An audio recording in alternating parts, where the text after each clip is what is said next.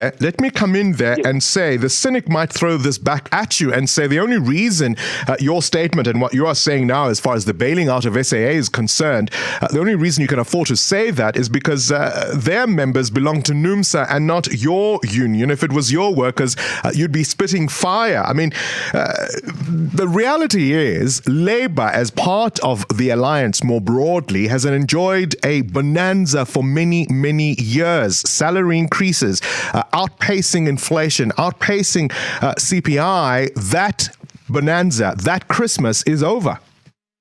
Look, the fact, the issue of saying that it's not about NUMSA or any other trade union. The question is that why not bail out SABC? Because SABC is all of us, including the poor, they need SABC than SAA. It's a matter of choice. We would say that if there was a choice to bail out any entity, they would have that bailout should go to the SABC.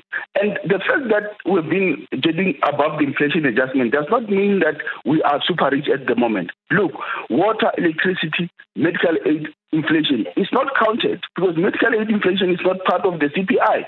The water, transport, and food inflation is way above the CPI. So you can never be saying that because somebody has received inflation above, then this person is being in a bonanza. That is not true. The fact is that Ruben, so sorry to come in there. The fact is, Mboweni was telling us he's already in conversations with ratings agencies who may downgrade us even further.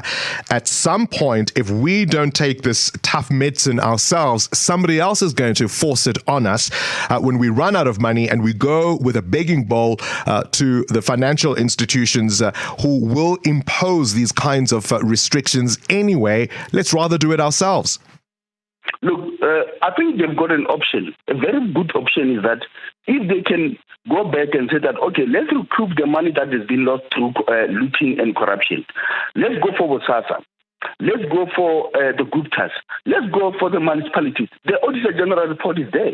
That shows that how looting happened, who looted the municipalities and everybody. So why are they not going there? Because I can tell you, out of just going back and recoup the money that has been looted, we don't need even go to IMF or anybody else to borrow money. We can have sufficient money. That's a clever sounding solution, but Ruben, you know it's going to be a lot more complicated than that. The Guptas went off with their money, and some people will say the unions were watching as all of this looting was unfolding and not saying much. Now, you're saying you're going to meet fire with fire. What does that mean? That means that come the time that we table demands and they don't come to the party, they will find us in the street. And if it means that we shut down the whole public service for months, if it means so, we'll do so. Not backing down, not taking one for the team, not making these sacrifices for the greater good? Look, in fact, if we say that what is the greater good? The greater good is that they must stop pumping money where it's not needed.